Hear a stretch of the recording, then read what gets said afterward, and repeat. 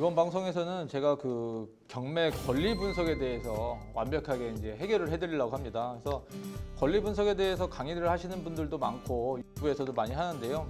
제가 그거를 완전 집대성에서 아주 가장 쉽게 설명을 해드리려고 합니다. 아니, 경매에서 경매의 처음부터 끝이 전부 권리 분석인데 그걸 네네. 드디어 집대성 하시나요? 네, 집대성을 좀 해서 집대성 한번 잘 네, 우리 사람들이- 공부를 해보도록 합시다. 네, 깜짝 놀랄 정도로 제가 한번 정리를 한번 해보겠습니다. 그래서 경매 권리 분석을 보면 굉장히 쉽게 생각하시는 분이 있고 굉장히 어렵게 생각하시는 분 두 분류가 있는 것 같아요. 쉽게 생각하시는 분은 당신은 왜 이렇게 쉽게 생각합니까? 그러면은 경매지에 나온 것만 딱 보고 그 뒤에 말소돼 있으면 아 말소되는구나 이렇게 그냥 이해를 하시고요. 경매 권리 분석에 대해서 조금 공부하신 분들은 이제 복잡한 게 많잖아요. 뭐 선순위 가처분도 있고 전세권도 있고 가등기도 있고 이제 이런 걸 공부하다 보면 머리가 복잡한 거예요. 그 어려운 것도 굉장히 중요하지만 그래서 이렇게 공부를 하신 분들이 이제 그런 물건이 있으면 그 다음에 자기 공부했음에도 불구하고 저희한테 다시 물어보거나 을 찾아보거나 그래요. 근데 권리 분석이라는 게 그 특성상 너무 어려워할 것도 아니고 그렇다고 너무 쉽게 생각할 것도 아니고. 근데 이제 그 경매를 너무 어렵게 생각하시면 중요한 게 뭐냐면 입찰에서 성공할 수가 없어요. 왜냐면 여기 이제 자신감 있게 딱 자신감 있게 권리 분석을 해결을 해야지 자신 있게 가격을 쓰는데 이게 마지막에 좀 불안하다. 그러면 항상 누가 보더라도 떨어지는 가격을 쓰게 되거든요. 그러면 못 받겠지요? 못 받는 거죠. 그냥 헛수고만 하는 거죠. 헛수고하는 경우가 굉장히 많습니다. 그래서 이번 시간에는 제가 권리 분석을 딱 정리를 해드리면 자신감을 딱 갖고 자신 있게 공격적으로 가격을 쓸 수 있게 제가 해드리려고 합니다. 우리 오 변호사님 설명 들으면 전부 공격적이 되나요? 네, 그러시죠. 다 공격적으로 우리 한번 들어가 보면 좋을 것 같아요. 변호사님, 그러면 제가 질문이 하나 있습니다. 네. 일단 경매를 하실 때 제가 다음 시간에도 이제 말씀을 드리겠지만 경매보다 더 중요한 건 전 매매인 것 같아요. 그렇죠. 보통은 뭐 매매가 훨씬 흔한 일이지요. 네네. 그래서 근데 매매가 더 저는 어렵다고 생각하는 부분도 있거든요. 그래서 매매를 완벽하게 이해를 해야지 경매도 완벽하게 이해를 할 수 있다고 생각을 합니다. 요거는 예전에 이제 변호사님하고 한번 얘기를 나눈 적이 있는데요. 그 매매와 경매. 매매를 했을 때는 저당권이 있든 말든 사라지지 않고 다 인수입니다. 그렇죠. 매수인한테. 네. 근데 경매는 똑같이 하여간 소유권 이전되는 건 맞는데 그 모든 권리가 다 말소가 돼요. 그렇죠. 왜 그러죠, 변호사님? 경매라는 거는 네. 기본적으로 주인이 하는 게 아니죠. 채권자가 그 물건을 팔아서 돈으로 바꿔서 비싼 하기 위해서 하는 게 경매입니다. 매매는 집주인이 하는 거죠. 채권자가 하는 게 아니고 네네. 비싼 하기 위해서 하는 게 아니지요. 네, 맞습니다. 그런 가장 큰 차이가 있죠. 똑같이 소유권 이전이 되는 건 맞지만 매매는 매수인이 이걸 받아가지고 사용 수익하려는 측면이 가장 강하고요. 경매는 이거를 낙찰자가 받긴 하지만 채권자들한테 돈 잔치를 하는 성격이 가장 강합니다. 그래서 채권자가 돈을 납부를 하면서 그 돈 가지고 채권자들한테 돈을 주고 앞에 있는 저당권을 다 소멸시키는 거죠. 그러면 그 여기서 답이 다 나옵니다. 그럼 말소 기준 권리를 저희가 찾아야 되는데 자, 이거 굉장히 중요합니다. 말소 기준 권리는 뭐냐면 돈을 받을 수 있는 권리를 말하는 것입니다. 그래서 자기가 돈을 받을 수 있는 권리가 있다 이러면 그게 말소 기준 권리가 되는 것이고요. 돈을 받을 수 있는 권리가 아니다 이러면 말소 기준 권리가 될 수 없는 거죠. 네. 변호사님, 그러면 말소 기준 권리 대표적인 게 뭐가 있죠? 뭐 거의 대부분이라고 네. 할 수 있는 저당권, 근저당권이 말소 기준 권리의 대표 선수라고 할 수 있지요. 그렇죠. 또 있죠. 가압류가 있고 네. 또 특수한 경우지만은 담보 가등기도 있을 수 있고.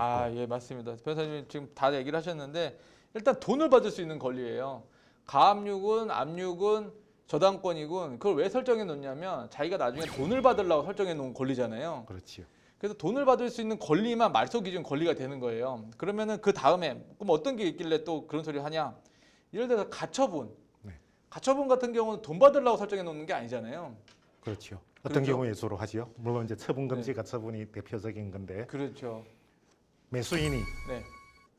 다른데 이중매매 못하도록 네네. 찜해두는 게 처분 금지 가처분 그렇죠. 대표죠. 그거는 돈 받으려고 하는 게 아니고 소유권 넘겨받기 위해서 묶어두는 거죠. 네, 맞습니다. 중요한 얘기인데요. 그래서 가처분자는 그걸 이전받아서 사용 수익하려고 그러는 거예요. 담보를 해놓으려고 한 게 아니고. 그래서 딱 봤을 때 돈하고 관계없다. 그건 말소 기준 권리가 되지 않습니다. 또 있지요. 네, 또 있죠. 지상권 이런 거. 그렇죠.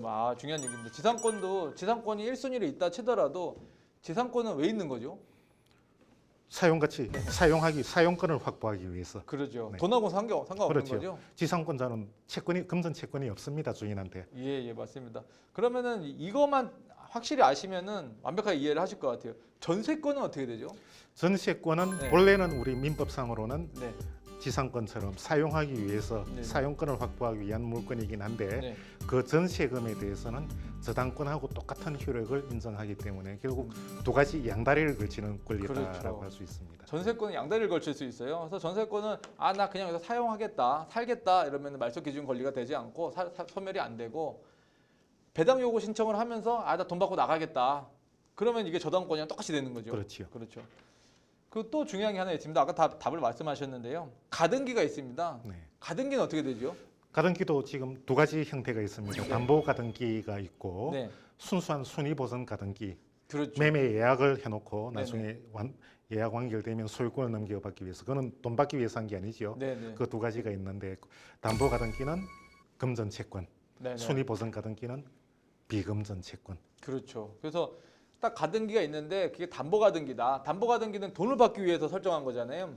그럴 때는 당연히 말소 기준 권리가 되겠죠. 그렇죠. 근데 순위 보전, 돈 받는 거하고 아무런 관계없는 순위 보전 가등기는 말소 기준 권리가 되지 않습니다. 그래서 이것만 정리를 하시면은 굉장히 쉬워요. 그래서 이제 1순위로 가처분이 있든 가등기가 있든 전세권이 있든 얘네가 돈을 받을 수 있는 권리인지 얘네가 돈을 받고자 하는 것인지만 보면 말소 기준 권리가 되는지 안 되는지를 아주 쉽게 알 수 있어요. 네. 그래서 가장 등기부등본을 봐서 1등으로 설정된 권리가 돈을 받기 위한 저당권, 압류, 가압류 다 돈을 받기 위해서 담보를 위해서 설정해 놓은 거면 당연히 말소 기준 권리가 되고 그 이후 권리는 다 소멸됩니다. 근데 돈하고 전혀 관계없는 가처분, 가등기, 예를 들어 전세권, 배당 요구 신청을 하지 않는 전세권 등이 있으면 얘네들 말소 기준 권리가 되지 않는 거죠. 네. 이게 어떤 취지로 있는지만 좀 정리를 하시면은 아주 쉽게 자신 있게 경매 입찰할 수 있을 것 같습니다. 여기서 제 경험에 의해서 네. 몇 가지 힌트를 추가로 팁을 네. 드리자면 또 변호사님 또 팁 주시면 좋죠. 네. 자, 가처분이 최선순위 권리다. 네. 그런 물건은 사면 안 된다라고 판단하는데 네. 그거는 실제로 가처분이 최선순위 권리 같으면 법원에서 경매 개시 결정만 하고 경매를 진행해주지 않습니다. 따라서 진행도 안 그런 하죠. 물건이 네. 시장에 나올 가능성은 없다고 봐도 됩니다. 네.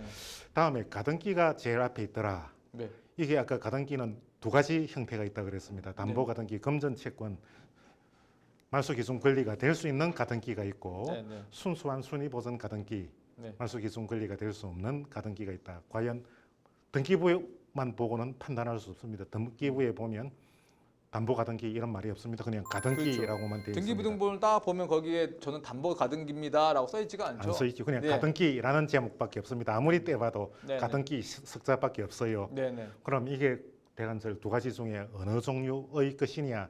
그거는 경매 기록에 보면 담보 가등기 같으면 채권 신고하고 담보 가등기 신고를 하게 돼 있습니다. 네. 네. 그 신고가 없으면 법원에서는 네. 순위 보전 가등기로 취급을 합니다. 그렇죠.